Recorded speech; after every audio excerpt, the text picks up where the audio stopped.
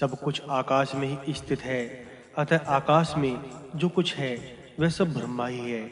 इस प्रकार उसकी उपासना करनी चाहिए तथा वह आकाश भी ब्रह्म ही है, अतः वह सबकी प्रतिष्ठा आश्रय है। इस प्रकार उसकी उपासना करें। प्रतिष्ठा गुणवान ब्रह्म की उपासना करने से उपासक प्रतिष्ठावान होता है। ऐसा ही पूर्व सब पर्यायों में समझना चाहिए। जो जो उसके अधीन फल है वह ब्रह्मा ही है। उसकी उपासना से पुरुष उसी फल से युक्त होता है, ऐसा जानना चाहिए। यही बात जिस जिस प्रकार उसकी उपासना करता है वह उपासक वही हो जाता है, इस एक दूसरे श्रुति से प्रमाणित होती है। वह मह है, इस प्रकार उसकी उपासना करे। मह अर्थात महत्व गुण वाला है, ऐसे ही भाव से उसकी उपासना करें। इससे उपासक महान हो जाता है। वह मन है, इस प्रकार उसकी उपासना करें। मनन का नाम मन है, इससे वह मानवान मनन में समर्थ हो जाता है। वह नम है, इस प्रकार उसकी उपासना करे। नमन का नाम नम है, अर्थात उसे नमन गुणवान समझकर उपासना करें। इससे उस उपासक के प्रति संपूर्ण काम जिनकी कामना की जाए वे भोग्य विषय नत अर्थात विनम्र हो जाते हैं। वह ब्रह्मा है, इस प्रकार उसकी उपासना करें। ब्रह्मा यानी सबसे बढ़ा हुआ है, इस प्रकार उपासना करें। इससे वह ब्रह्मवान ब्रह्म के से गुण वाला हो जाता है। वह ब्रह्म का परिमय है, इस प्रकार उसकी उपासना करें। ब्रह्मा का परिमर जिसमें विद्युत वृष्टि चंद्रमा आदित्य और अग्नि ये 5 देवता मृत्यु को प्राप्त होते हैं, उसे परिमर कहते हैं। अतः वायु ही परिमर है। जैसे कि वायु वार्व संवर्ग इस एक अन्य श्रुति से सिद्ध होता है। यह बात आकाश से अभिन्न है, इसलिए आकाश ही ब्रह्म का परिमर है। अतः वायु रूप आकाश की यह ब्रह्म का परिमर है। इस भाव से उपासना करें।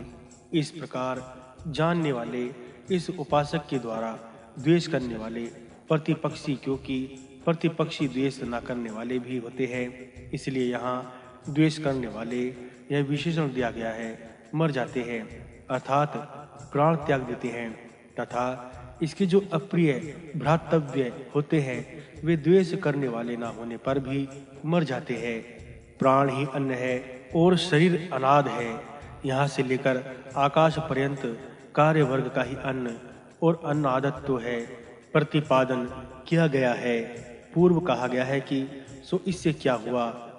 सिद्धांति इससे सिद्ध होता है कि भोज्य और भोक्ता के कारण होने वाला संसार कार्य वर्ग से ही संबंधी वह आत्मा में नहीं है। आत्मा में तो भ्रांतिवश उसका उपचार किया जाता है पूर्व, परंतु आत्मा तो परमात्मा का कार्य है, इसलिए उसे संसार की प्राप्ति होना उचित है। सिद्धांति नहीं, क्योंकि प्रवेश श्रुति असंसार का ही प्रवेश प्रतिपादन करती है। उसे रचकर वह पीछे से उसी में प्रविष्ट हो गया। इस श्रुति द्वारा आकाश आदि के कारण रूप असंसारी परमात्मा का ही कार्यों में अनुप्रवेश सुना गया। अतः कार्य में अनुप्रविष्ट जीवात्मा असंसारी परमात्मा ही है, रचकर पीछे से प्रविष्ट हो गया। इस वाक्य से एक कर्ता होना सिद्ध होता है। यदि सृष्टि और प्रवेश क्रिया का एक ही कर्ता होता तभी कत्वा प्रत्यत होना युक्त होगा। पूर्व प्रवेश कर लेने पर उसे दूसरे भाव की प्राप्ति हो जाती है, ऐसा माने तो सिद्धांति नहीं, क्योंकि प्रवेश का प्रयोजन दूसरा ही है। ऐसा कहकर हम इसका पहले ही निराकरण कर चुके हैं। यदि कहो कि अनेन जीवेन आत्मना इत्यादि विशेष श्रुति होने के कारण इसका धर्मांतर रूप से ही प्रवेश होता है, तो ऐसा कहना ठीक नहीं, क्योंकि वह तू है। इस श्रुति द्वारा पुनः उसकी तदुत्तरता का वर्णन किया जाता है। और यदि कहो कि भाव अंतर में प्राप्त हुए ब्रह्म के उस भाव का निषेध करने के लिए ही वह केवल दृष्टि मात्र कही गई है, तो ऐसी बात भी नहीं है, क्योंकि वह सत्य है, वह आत्मा है, वह तू है इत्यादि श्रुति से उसका परमात्मा के साथ समानाधिकरण्य सिद्ध होता है। पूर्व जीव का संसारी तत्व तो स्पष्ट दिखा है, सिद्धांति नहीं, क्योंकि जो जीव सबका दृष्टा है वह देखा नहीं जा सकता। पूर्व संसारिक धर्मों से युक्त आत्मा तो उपलब्ध होता ही है, सिद्धांति ऐसी बात नहीं है, क्योंकि धर्म अपने धर्मी से अभिन्न होते हैं, अतः वे उसके कर्म नहीं हो सकते। जिस प्रकार की सूर्य के धर्म उष्ण और प्रकाश का धातत्व है और प्रकाश तत्व संभव नहीं है। यदि कहो कि भय आदि देखने से आत्मा के दुख तत्व आदि का अनुमान होता है कि, तो ऐसा कहना भी ठीक नहीं है, क्योंकि भय आदि दुख उपलब्ध होने के कारण उपलब्ध करने वाले आत्मा के धर्म नहीं हो सकते।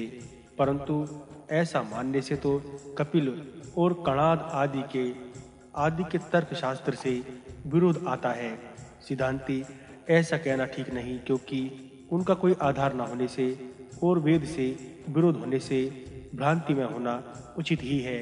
श्रुति और युक्ति से आत्मा का असंसारी तत्व सिद्ध होता है तथा एक होने के कारण भी ऐसा ही जान पड़ता है। उसका एक तत्व कैसे है, सो सबका सब पूर्वत वह जो कि इस पुरुष में है और जो है आदित्य में है, एक है, बतलाया गया है। वह जो इस प्रकार जानने वाला है, इस लोक दृष्ट और अदृष्ट विषय समूह से निवृत्त होकर इस अनम्य आत्मा के प्रति संक्रमण कर, इस प्राण में आत्मा के प्रति संक्रमण कर, इस मनो में आत्मा के प्रति संक्रमण कर, इस विज्ञान में आत्मा के प्रति संक्रमण कर तथा इस आनंद में आत्मा के प्रति संक्रमण कर, इन लोकों में कामानी इच्छानुसार भोग भोगता हुआ और काम रूपी होकर इच्छानुसार रूप धारण कर विचरता हुआ ही यह समागान करता रहता है। अन्नमय आदि के द्वारा कर्म से आनंद में आत्मा के प्रति संक्रमण कर वह सामगान करता रहता। सत्य ज्ञान मनंत ब्रह्मा इस रचा के अर्थ की इसकी विवरण भूता ब्रह्म आनंद वली के द्वारा विस्तार पूर्वक व्याख्या कर दी गई थी, किंतु उसके फल का निरूपण करने वाले वह सर्वज्ञ ब्रह्म स्वरूप से एक साथ संपूर्ण भोग को प्राप्त कर लेता है। इस वचन के अर्थ का विस्तार पूर्वक वर्णन नहीं किया जाता। वे भोग क्या है, उनका किन विषयों से संबंध है और किस प्रकार वह उन्हें ब्रह्म रूप से एक ही साथ प्राप्त कर लेता है, यह सब बतलाना। अतः अब इसी का विचार करना आरंभ किया जाता है। तहाँ पूर्वोक्त विद्या की शेषभूत पिता पुत्र संबंधिनी आख्यायों में तप ब्रह्म विद्या की प्राप्ति का साधन बतलाया गया है। अतः आकाश पर्यंत प्राण आदि कार्य वर्ग का अन्न और अन्न आदि रूप से विनियोग एवं ब्रह्म संबंधिनी उपासनाओं का प्रतिपादन किया गया है। इसी प्रकार आकाश आदि कार्य भेद से संबंधित एवं प्रत्येक के लिए नियत अनेक साधनों से सिद्ध होने वाले जो संपूर्ण भोग है, वे भी दिखलाई दिए गए हैं।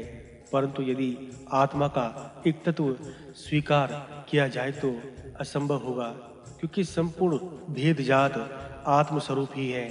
ऐसी अवस्था में इस प्रकार जानने वाला उपासक ब्रह्म रूप से किस प्रकार एक ही साथ संपूर्ण भोग को प्राप्त कर लेता है, सो बतलाया जाता है। उसका सर्वात्म भाव संभव होने के कारण ऐसा हो सकता है। उसका सर्वात्म तत्व किस प्रकार संभव है, सो बतलाते हैं। पुरुष और आदित्य में स्थित आत्मा के एक तत्व ज्ञान से उनके उत्कर्षण और अपकर्ष का निराकरण कर आत्मा के अज्ञान से कल्पना किए हुए अन्न में से लेकर आनंद पर्यंत संपूर्ण कोशों के प्रति संक्रमण कर जो सबका फल स्वरूप है, उस अदृश्य आदि धर्म वाले स्वाभाविक आनंद स्वरूप अजन्मा अमृत अभय अद्वैत एवं सत्य ज्ञान और अनंत ब्रह्म को प्राप्त हो। इन भू आदि लोकों में संचार करता हुआ इस प्रकार इन व्यवधान युक्त पदों से इस वाक्य का संबंध है। किस प्रकार संचार करता हुआ कामिनी जिसको इच्छा से ही अन्न प्राप्त हो जाए उसे कामिनी कहते हैं, तथा जिसे इच्छा से ही इष्ट रूप की प्राप्ति हो जाए ऐसा काम रूपी होकर संचार करता हुआ अर्थात सर्वात्म भाव से इन लोकों को अपने आत्म रूप से अनुभव करता हुआ क्या करता है? इस शाम का गान करता रहता है।